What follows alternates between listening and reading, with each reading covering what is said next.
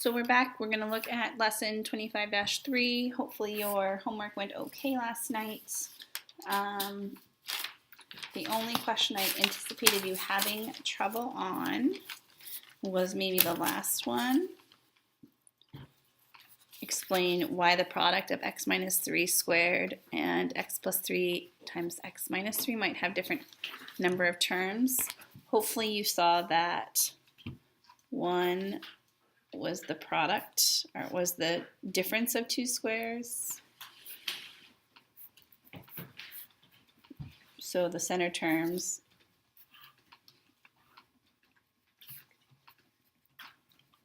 cancel. And the other was what we called yesterday the square of a binomial.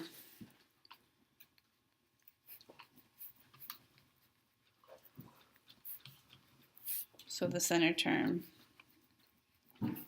did not cancel. So this had two terms left in it, and this one had three. Hopefully you saw that. We're going to look today at page 379 for multiplying polynomials. This is no different than what we've been doing. We're just going to continue using a graphic organizer. So graphic organizers can be used to multiply polynomials that have more than two terms. So yesterday and the day before, when I was still here, you looked at multiplying binomials using our square graphic organizer. Today we're going to increase that graphic organizer to fit a polynomial as well. So we're going to draw a graphic organizer for question number 1 for x minus 3 and x squared plus 5x plus 6. It does not matter if you do a longer rectangle or a going up and down or a side rectangle. It does not matter. You can choose. So you can do it this way or this way. I prefer to do it this way, but that's totally up to you. So we're going to look at this example here in number 1. So go ahead and draw your graphic organizer in the margins of your book. We're going to label each inner rectangle, meaning each column or row, with the corresponding terms of each factor.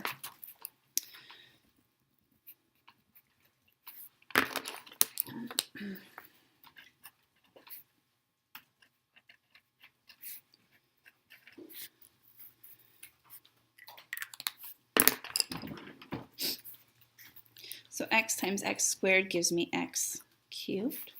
Negative 3 times x squared is negative 3x squared. X times 5x is 5x squared. Negative 3 times 5x is negative 15x. X times 6 is 6x. And negative 3 times 6 is negative 18.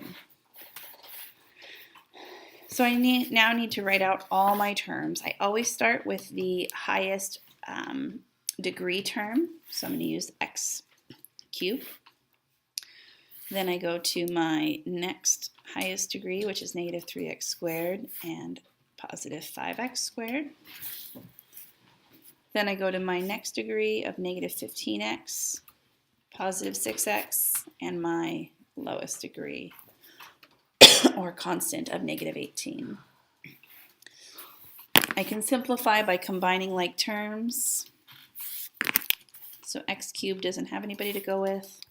Negative 3x squared, positive 5x squared turns to just 2x squared. Negative 15x and positive 6x turns to negative 9x, and 18 is, or negative 18 is still our constant. So this is no different. Instead of a binomial, we now have a trinomial, meaning we just need to add another row to our graphic organizer. We still combine like terms, simplify as usual. So let's look at question number 2. How many boxes would you need to represent the multiplication of x cubed plus 5x squared plus 3x minus 3 times x to the 4th minus 6x cubed minus 7x squared plus 5x plus 6? So how many boxes? Here we needed 6 because we had a 2 and a 3. How many boxes would we need here?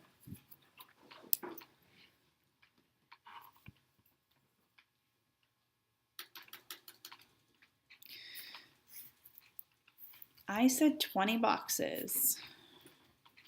Well, how would we determine that? We have a 4-term polynomial multiplied by a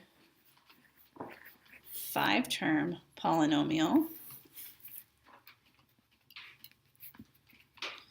to give us 20 terms in all, meaning we need 20 boxes. It's a pretty big graphic organizer. Question is, would you use the graphic organizer for other multiplications with this many terms? Would you like to draw a box with a 4-column, 5-row?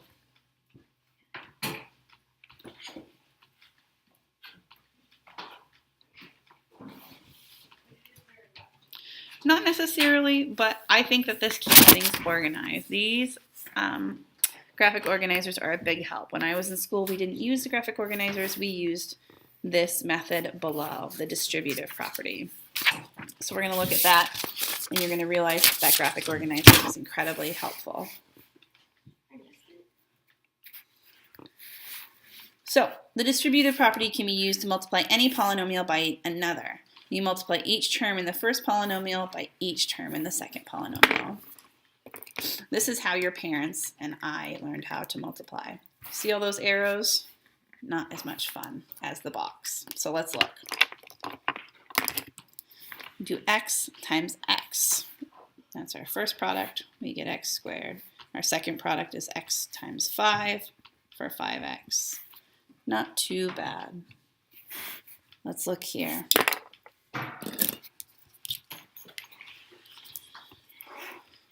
X times x gives us x squared. X times 6 gives us 6x. Negative 3 times x gives us negative 3. And negative 3 times 6 gives us negative 18. We then simplify for x squared plus 3x minus 18.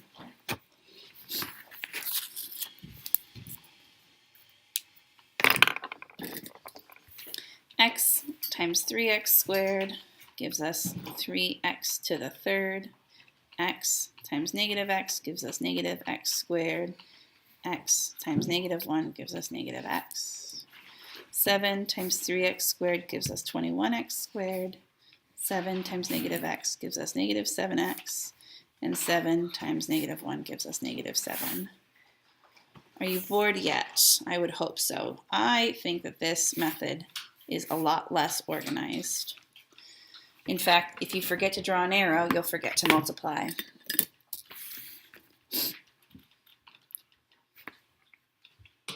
So, does the box and the graphic organizer sometimes take more time? Yes, but the graphic organizer can be very helpful in keeping things organized. Hence the word graphic organizer. Keeps things organized. Question 4 asks, can you predict the number of terms the product will have before you combine like terms? Hopefully you can predict them, because if you know you have a 2-term polynomial and a 3-term polynomial, you know you're going to have 6 terms. So a 2 times a 3 is going to give me 6 terms before I combine like terms. Yes, you can predict. A 1 by a 2 is going to have 2 terms. How about a 7 by 3? 21 terms. So multiplying polynomials still uses the graphic organizer. If you don't like to use the graphic organizer, you're more than welcome to use this method. But I will tell you, this method starts to lose terms if you can't keep organized. And some of you, you know who you are, have a hard time keeping organized. Let's flip over to page 380.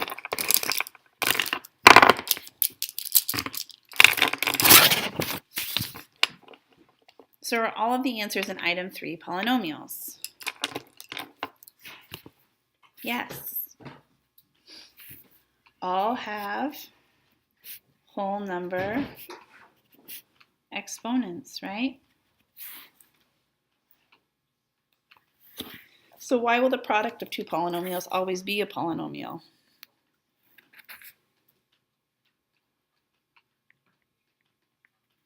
Why will the product of two polynomials always be a polynomial? I want you to use some vocabulary words here and give yourselves some time to answer that.